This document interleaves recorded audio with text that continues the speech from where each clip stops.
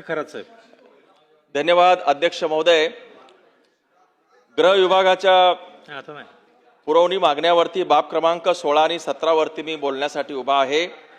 अध्यक्ष महोदय, मागच्या अधिवेशनामध्ये माझ्या मतदारसंघामध्ये वर्ली, चक्री, ऑनलाईन मटका या संदर्भामध्ये जी काही चालू आहे ते होऊ नये यासाठी मी SP आणि DG हे जबाबदार राहतील अशा प्रकारचं विधान केलं होतं.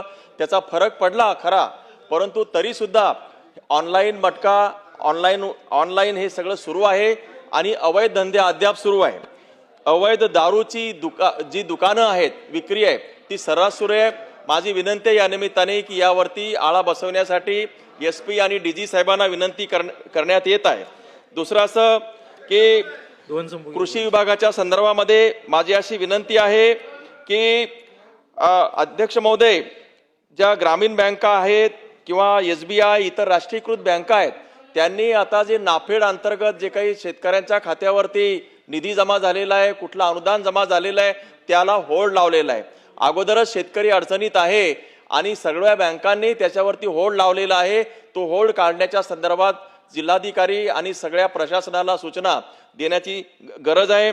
दुधाळ जनावरांच्या संदर्भामध्ये दुग्ध व्यवसायाच्या अनुषंगाने माझी एक विनंती या ठिकाणी की शेतकऱ्यांना पूरक उत्पन्न जर करायचं असेल तर दुधाळ जनावर आणि दुधाशिवाय पर्याय नाही.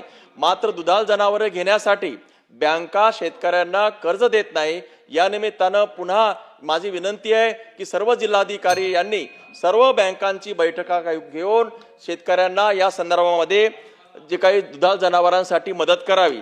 तिसरं, माझ्या मतदारसंघामध्ये पीक विमा अद्यापही देण्यात आलेला नाही आणि म्हणून पीक विमा 635 कोटी माझ्या जिल्ह्यासाठी झाला असला तरी आणि मेकर आणि लोणारमध्ये सुमारे 92 कोटी आणि 35 कोटी पीक विमा असला तरी 28 कोटी अनुक्रमे 28 कोटी आणि 13 कोटीचा पीक विमा अद्यापही शेतकऱ्यांना दिलेला नाही आणि म्हणून तो पीक विमा तात्काळ देण्याची गरज आहे.